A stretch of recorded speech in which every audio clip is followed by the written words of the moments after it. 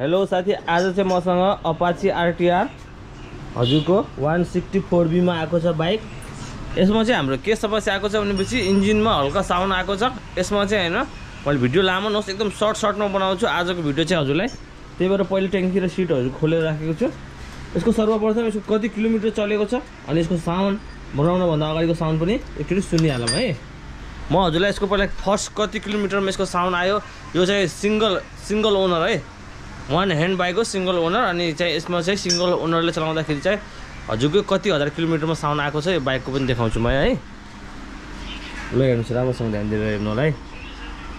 हजुरको 39,557 किलोमिटरमा हजुरको आरटीआर 160 को साउन्ड आएको छ। अब यसको साउन्ड पनि इन्जिनको कस्तो प्रकारको साउन्ड आएको छ, यसको त्यो साउन्डको लागि हजुरको हाफ इन्जिन बनाउनुपर्छ कि फुल इन्जिन बनाउनुपर्छ कि केम चेन फेरेर हुन्छ कि हजुर के फेरेर हुन्छ अब त्यो नखोल्दासम्म थाहा हुन्न।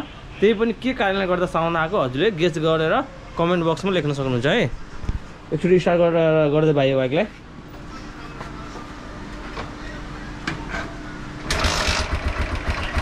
ल साउन्ड सुन्नु है, हल्का सुन्नु त, हल्का किटिको आवाज सुन्नुभएको छ कि हजुरले? हल्का मोटो साउन्ड आइरहेको छ क्या। अब यसलाई हल्का एक्सिलेटर बढाएर हेरौँ है।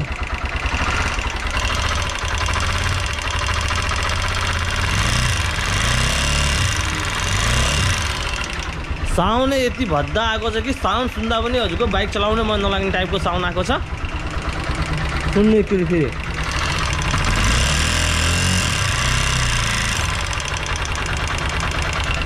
सुन्नुभयो साथी? गेस गर्नुभयो कि हजुरले के को साउन्ड होला यो?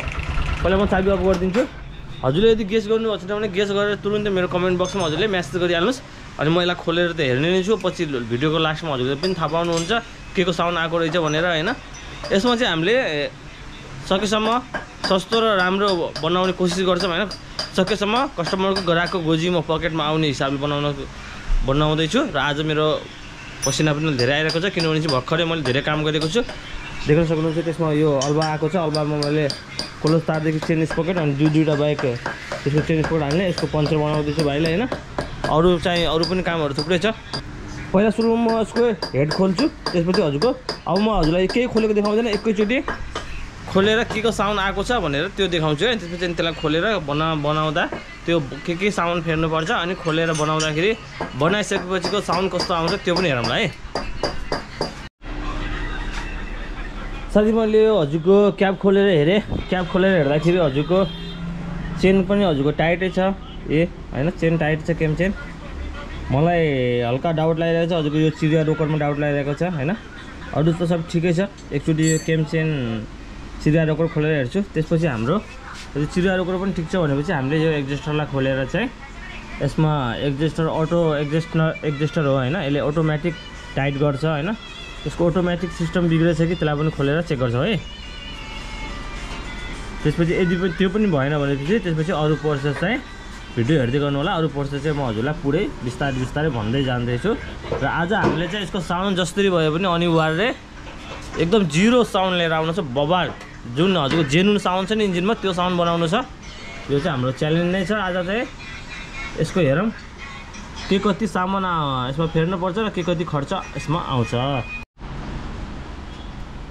साथी मैले चाहिँ यसको चाहिँ यो साउन्डको लागि चाहिँ हामीले एउटा चेन एक्जेस्टर र हजुरको चिरिया रोकर, यहाँको चिरिया रोकर दुईवटा हामा लगाएको छु मैले हैन। एउटा एक्जेस्टर यो प्लस चिरिया रोकर, क्याम्चेन एक्जेस्टर र हजुरको चिरिया रोकर मैले हाल्न लिएर आएको छु। ओरिजिनल सामान मगाएको छु। त्यसको पनि मैले यो साइडको पनि चिरिया रोकर खोलेर हेरेको थिएँ। त्यसमा चाहिँ खासै त्यस्तो केही समस्या देखेन। यसको चाहिँ हजुरको भित्रको सानो छर्रा भन्ने बुस हुन्छ त्यो चाहिँ यसको झरिसकेछ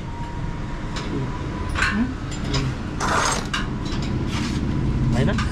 अनि अरू पनि यसको भित्र खसेको थियो अनि 2-3वटा चाहिँ तल खस्यो, अरू चाहिँ यसकै भित्रै छ। ले क्यामेरामा अलि स्पष्ट क्लियर हेर्नु। यता खाली छ देख्नु भने यो साइडमा देखाउँछु है। यो साइडमा हेर्नु अलिअलि छर्रा छ हैन। यो साइडको छर्रा हेर्नु त पुरा भित्रको खसिसकेछ। त्यही भएर चाहिँ मैले यो दुईवटा एक्जेस्टर र हजुरको यो हाल्न लागेको छु। एक्जेस्टर र हजुरको केमचेन एक्जेस्टर र यो चिरिया रोकर हाल्न लागेको छु। हेरौँ हैन हाम्रो साउन्ड चाहिँ कतिको राम्रो आउँछ हेरौँ। अनि छर्राहरू चाहिँ यस्तो हुन्छ यसको खस्छ बिहान खस्यो अलिअलि ए देख्नुभयो नि यो गयो भने पनि चाला आउँछ क्या अब म हाल्छु म हालेको देखाउँदैन एकैचोटि भिडियो लामो हुन्छ एकैचोटि खोलेर हजुरको फिट गर्छु फिट गरिसकेपछि अब हजुरलाई मैले सर्ट तरिकाले बनाउँदैछु साथी यो भिडियो चाहिँ मैले अघि हजुरलाई सुरुमै भने यो भिडियो चाहिँ हाम्रो सर्ट हुन्छ धेरै लामो भिडियो बन्छ होइन हजुरलाई बोर नहोस् भिडियो हेर्दाखेरि चाहिँ अलि बोर हुनु होला भनेर चाहिँ मैले सर्ट भिडियो बनाएको छु हेर्नु होला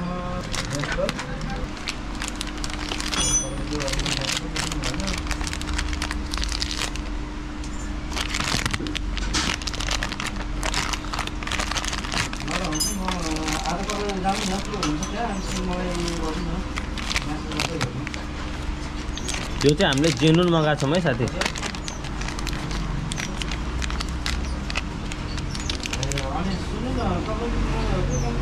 म यो हजुरको यसमा लाग्छ है यहाँनिर यो यसमा लाग्छ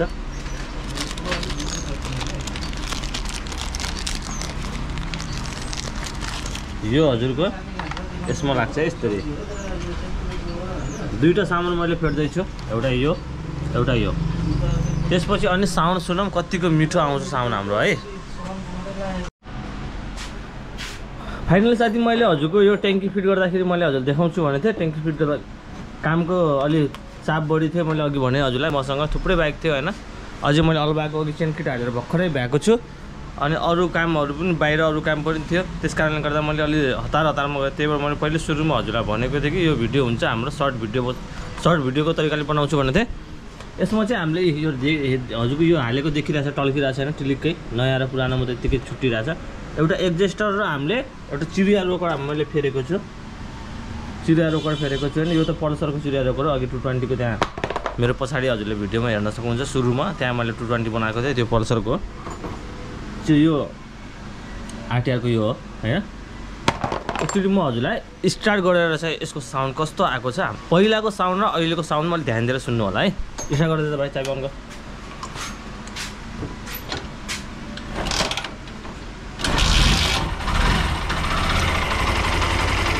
साउन्ड सुन्नु एकदम ध्यान दिएर सुन्नु है हल्का रेसली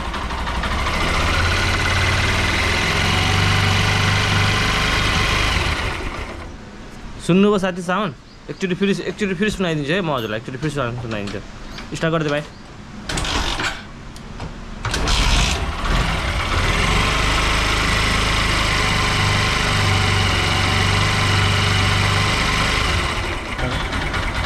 साउन्ड सुन्न सक्नुहुन्छ साथी हजुरले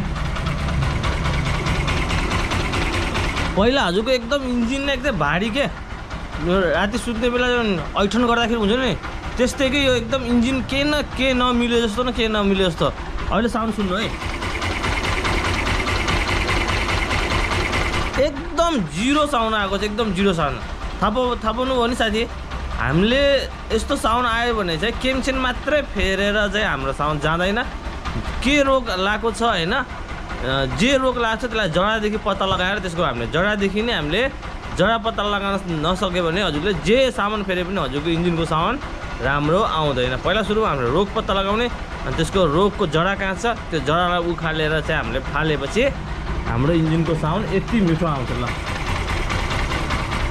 यदि साथी यो भिडियो हेरिराख्नु भएको छ तर भिडियोलाई लाइक गर्नु भएको छैन भने हजुरको लागि मैले यति दुःख गरेर हजुरको यति जनरल नलेजको लागि भाइ यो गाडी अफ गरिदिए यति जनरल नलेजको लागि चाहिँ मैले हजुरको लागि यति दुःख गरेर भिडियो बनाएको छु भिडियो हजुरलाई मन पर्यो भने भिडियोलाई लाइक गर्नुहोस् हैन र आफ्नो साथीहरू आफ्नो दाजुभाइ इष्टमित्रहरूलाई यो भिडियो सेयर गरिदिनु होला किनभने चाहिँ यस्तै समस्या आइरहेको छ भनेपछि धेरै ठाउँमा जानुहुन्छ भनेपछि कहिले हजुरको दिशादेखि पिसाबदेखि लिएर खकारदेखि लिएर सिगान पनि टेस्ट गराइदिन्छ तर हजुरको बाइक बन्दैन बुझ्नु भने मेन जरा रोग के छ त्यो पत्ता लगाएर मात्रै हजुरको बाइक बनाएपछि मात्र बाइक बन्छ बुझ्नु भने त्यही भएर साथी यदि राम्रो नेपालगञ्जमा राम्रो सर्भिस सेन्टर खोजिराख्नुपर्छ भने नेपालगञ्ज सेतीबीको चोक हाम्रो लोकेसन रहेको छ र साथी हामी बाइक किन्नेदेखि लिएर बेच्ने पनि काम गर्छौँ हजुरहरूलाई कुनै पनि बाइक बेच्न अथवा किन्न परेमा सेकेन्ड ह्यान्ड हामीलाई सम्झिनु होला है र साथी आजको भिडियोबाट बिदा लिन चाहन्छु र यस्तै बाइक सम्बन्धी नेक्स्ट भिडियो ल्याउने बाचा गर्दै आजको भिडियोबाट छुटिन चाहन्छु सम्पूर्ण साथीहरूलाई